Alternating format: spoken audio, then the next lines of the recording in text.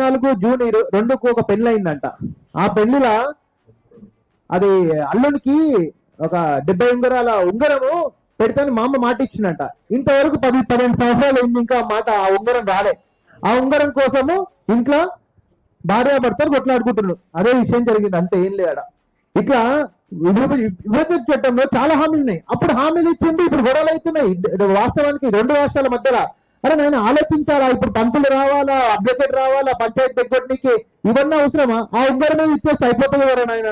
ఇది conclusion session లాగా not only బయ్యారము, AP తెలంగాణలో చాలా ఉన్నాయి ఇట్లాంటి హామీలు. బైక్ పెడతానంట, సైకిల్ పెడతానంట, ఇల్లు కట్టిస్తానంట, ఇల్లు కట్టేటప్పుడు 5 లక్షలు ఇస్తానంట, మస్తు నేను చెప్పుకుంటూ పోతే.